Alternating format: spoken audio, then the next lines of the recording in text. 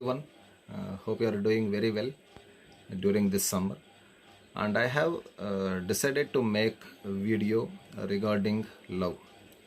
So, in this video, I am going to give you my analysis, understanding, and dimensions on the love.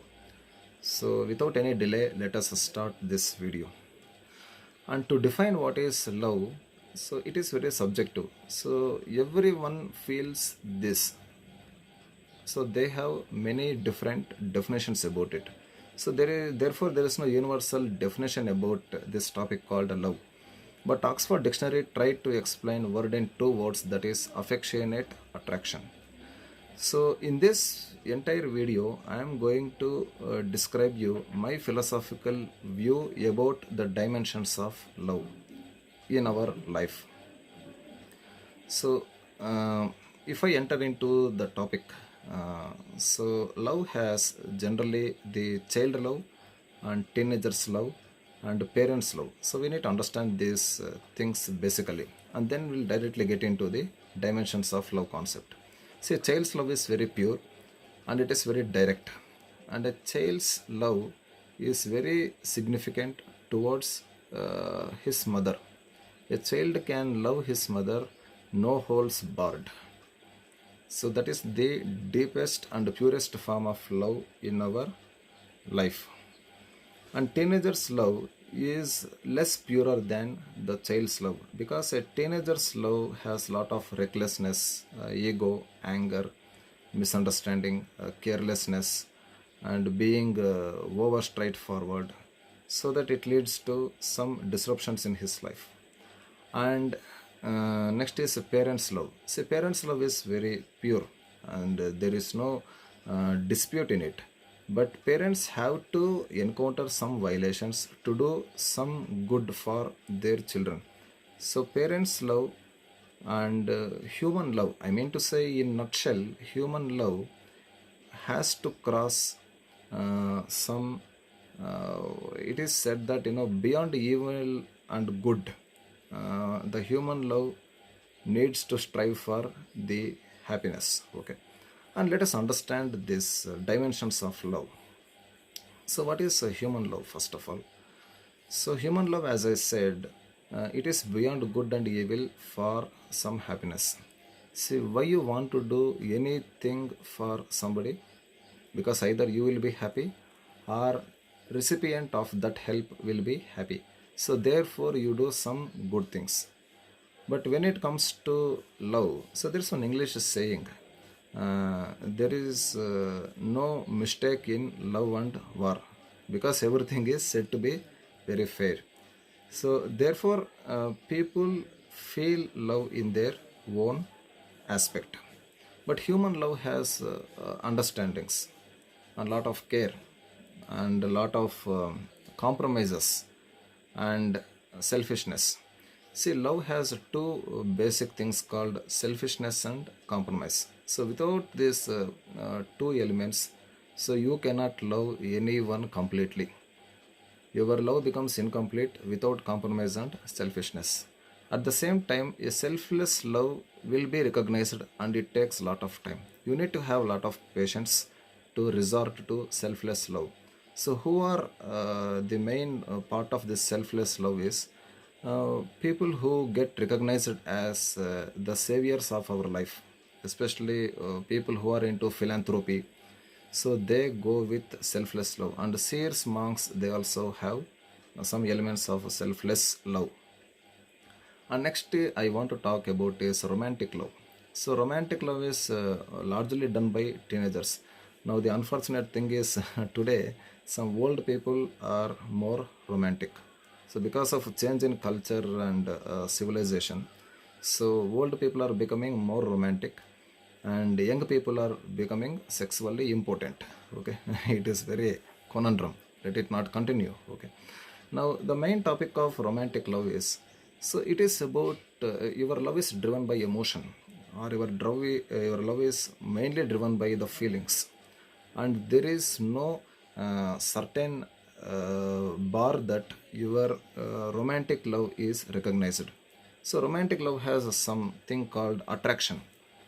and if you fall for this attraction, your love will not be long lived. Okay, let's say that a Romeo or a boy who sees a girl who is very beautiful, and he may also find the more beautiful girl than this girl, so he'll be keep on changing his partners. So this romantic love is purely about attraction. It has no meaning.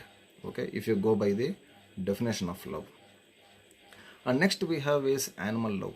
So please take my word, animal love is more purer than the human love. Because if you rescue a lion from danger in its cub stage, even that lion grows up. So if you meet that lion after 5 years or 6 years, the love remembers your effort for rescuing her, and it will come and hug you directly. So animal love is more pure than the human love. See, animals have no malice, it has only love.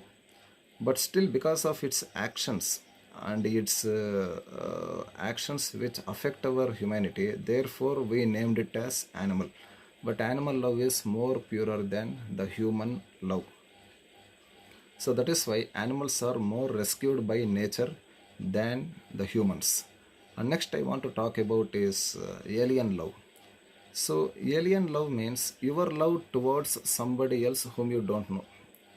You love a heroine in a movie. Heroine doesn't know whether you are loving or not.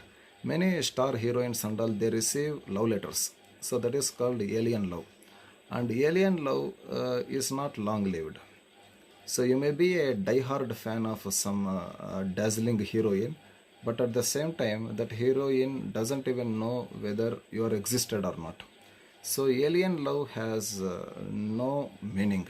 So it is not applicable to the way of how society is going. But alien love can give many important things like poetry. A teenager who falls for a love to some heroine, he can write beautiful poems than a well-established poet writing a poem on nature. Okay, so therefore, alien love can be useful only for creative purpose. And next is divine love. See, divine love is about the love towards God by the devotees. And devotees, they have complete love towards God. At the same time, they also have fear towards God.